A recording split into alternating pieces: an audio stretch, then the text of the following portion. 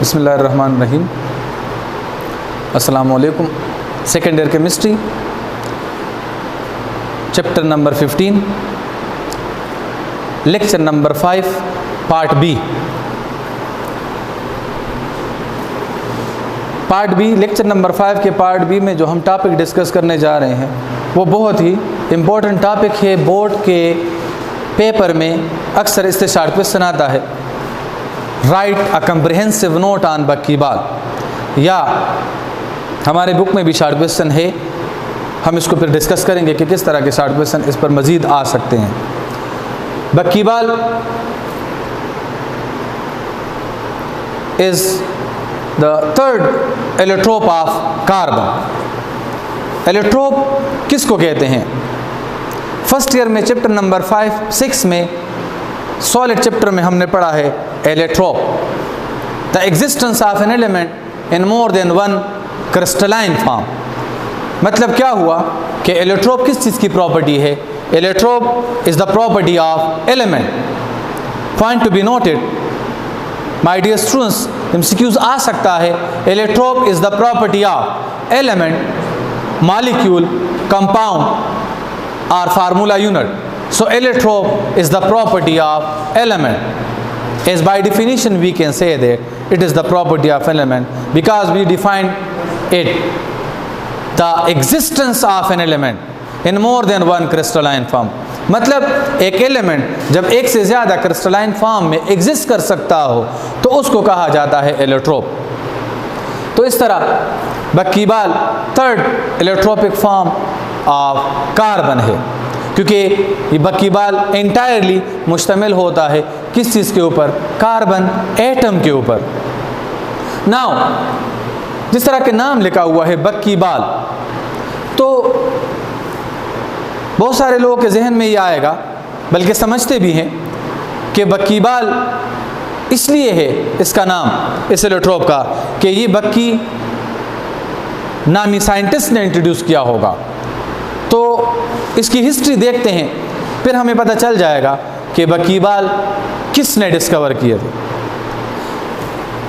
History में हमारे book में ये लिखा हुआ है, the third allotropic form of carbon were discovered by H Kroto, James Heath, Sean O'Brien, Richard Curl, Robert Curl, Richard Smalley. इन 5 साइंटिस्ट ने इसके ऊपर काम किया था और इन्होंने कलेक्टिवली इसको डिस्कवर किया था। इसके बेस पर कब डिस्कवर हुआ था?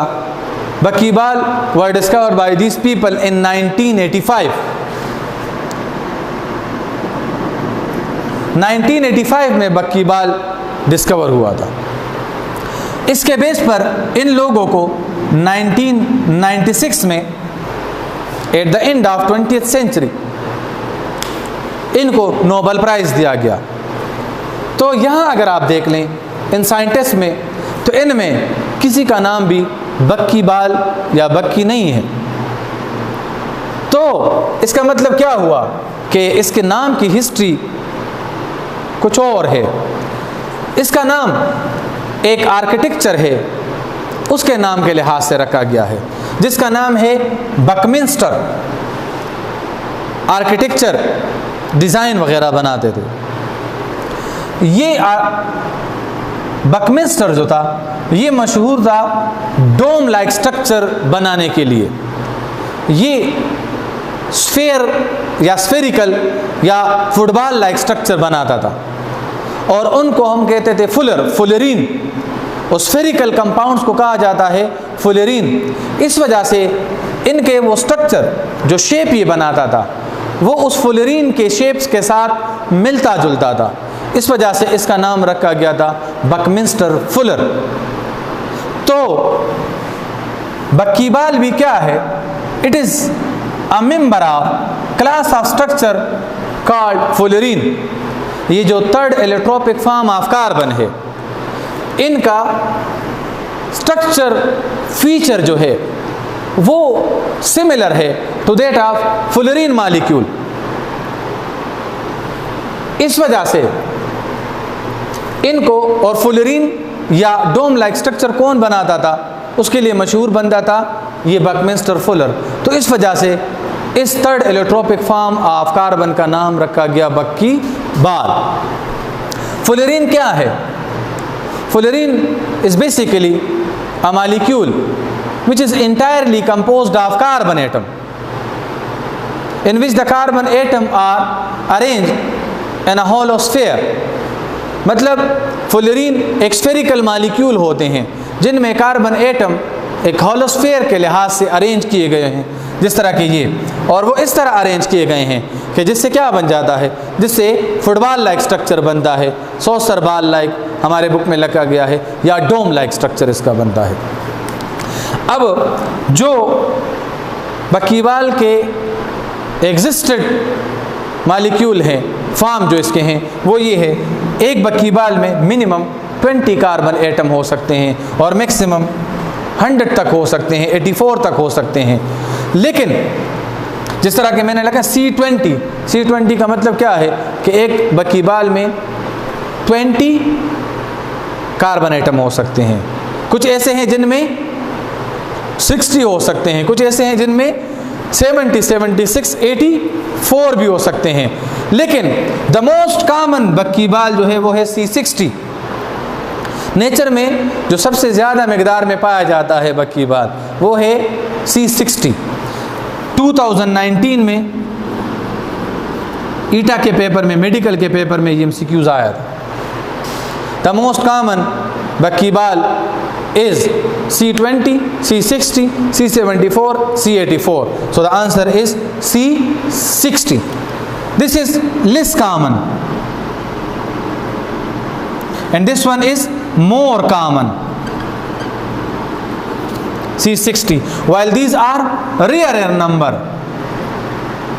मतलब इनकी मिकदार C70, C76, C84 एटसेट्रा की जो तादाद है वो बिल्कुल ना होने के बराबर है, बहुत कम है। इसी तरह एक पॉइंट ये कि जब बकीबाल का स्ट्रक्चर स्टडी किया गया तो इनमें कार्बन एटम किस तरह अरेंज किए गए थे। इनमें कार्बन एटम हेक्सागोन और पेंटागोन के फॉर्म में अरेंज हुए थे। मतलब हेक्सागोन कहते हैं उन मॉलिक्यूल को जिसमें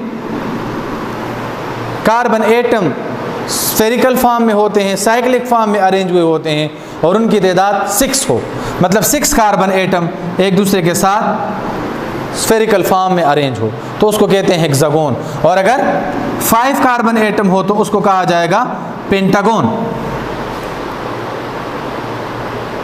MCQs के लिए ये पॉइंट याद रखें कि एक कार्बन 60 बकीबाल में कितने पेंटागोन और कितने हेक्सागोन हो सकते हैं। तो एक कार्बन 60 बकीबाल में पेंटागोन की तादाद 12 और हेक्सागोन 20 होते हैं। जो मोस्ट कॉमन बकीबाल है कार्बन 60 उनमें हेक्सागोन 20 और पेंटागोन 12 होते हैं और इस तरह वो हेक्सागोन पेंटागोन की स्पेसिफिक अरेंजमेंट से इसका बाल लाइक स्ट्रक्चर बन जाता है। अब हमारे बुक में एक शॉर्ट क्वेश्चन है, short question number 4, page number 105।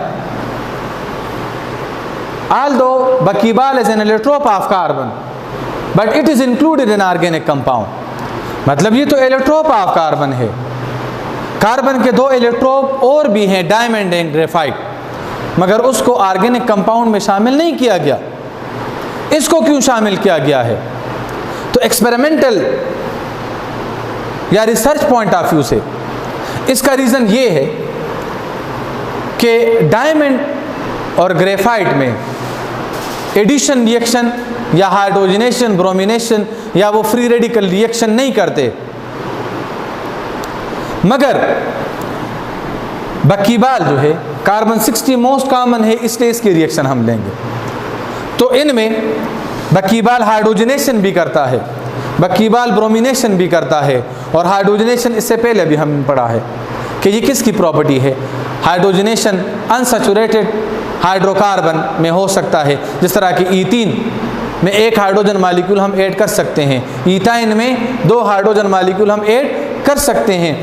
इस तरह बक्कीबाल C60 18 हाइड्रोजन एटम या 36 हाइड्रोजन एटम तक ऐड कर सकता है।